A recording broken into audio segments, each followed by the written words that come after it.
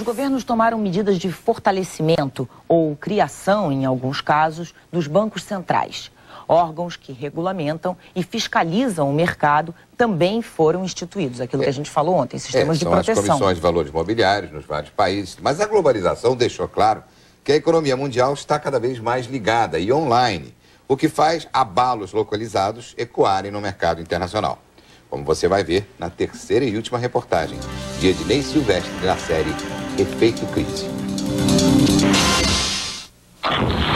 Agosto de 1945.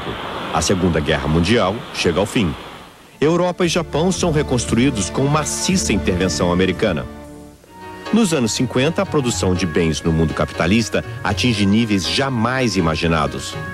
Na década seguinte, o Brasil inaugura uma nova capital, os carros nacionais ganham as ruas. A ciranda do progresso sem limites sofre a primeira parada brusca. Em outubro de 1973, os produtores de petróleo liderados pela Arábia Saudita decretam o embargo para países que apoiam Israel. Filas nos postos de gasolina, racionamento, queda de produção, recessão, inflação, desemprego. O Brasil busca alternativa no álcool. Os Estados Unidos reduzem a importação de petróleo e aumentam a produção interna.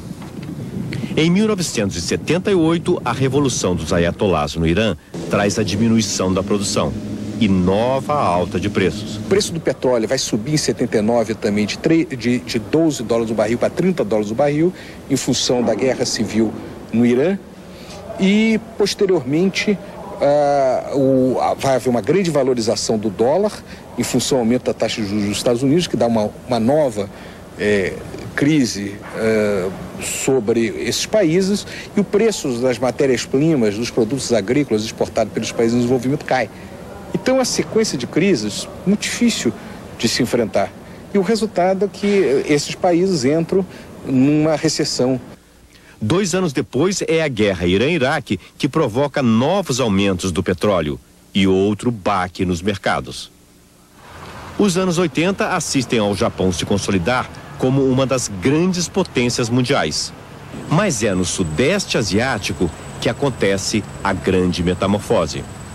Mão de obra barata e investimentos vindos do mundo inteiro criam os tigres asiáticos. Indonésia, Tailândia, Singapura, Malásia, Hong Kong, Coreia do Sul produzem automóveis, camisetas, tênis de indústrias com sede do outro lado do mundo e produzem a preços baixíssimos. É o primeiro grande exemplo de economia global. Um paraíso para os especuladores, até que a bolha estoura. Em maio de 97, a moeda nacional da Tailândia sofre um ataque com venda maciça pelos especuladores. Em julho, o baht é desvalorizado em 20% e a Tailândia pede ajuda ao FMI. O efeito dominó derruba os outros tigres, atinge o mundo inteiro. Em 27 de outubro, as bolsas no Brasil, Argentina e México despencam. O mercado de ações na Europa também desaba. O índice Dow Jones, em Nova York, cai 554 pontos, uma das maiores quedas da história. O Nasdaq mergulha 116 pontos. O risco de uma recessão mundial aumenta quando o México desvaloriza o peso em dezembro de 94. Mais de 250 mil mexicanos perdem os empregos. A Rússia é a próxima bolha a estourar. Acontece em agosto de 98. Os investidores começam a vender ações e títulos e o governo russo dá o calote. Declara moratória e não paga a dívida de 32 bilhões de dólares. As empresas particulares também são proibidas de pagar os 40 bilhões de dólares que devem. O mega investidor George Soros, o maior aplicador estrangeiro na Rússia, perde 2 bilhões. A Bovespa cai 10 pontos percentuais. Para o Wall Street, é a 4ª maior queda desde sua criação. O calote russo afeta os mercados emergentes. O Brasil perde 4 bilhões de dólares em 10 dias. Em janeiro de 99, o país adota a livre flutuação do real. Enquanto isso, uma outra bolha estoura, a chamada nova economia, as empresas que viam na internet a nova corrida do ouro. o Nasdaq inicia uma queda que ainda não se reverteu. Os atentados de 11 de setembro aceleram o abalo em Wall Street. Em seguida, escândalos contábeis, como o da Enron e da WorldCom, arrastam a Bolsa de Nova York para baixo. O próximo abalo vem da Argentina.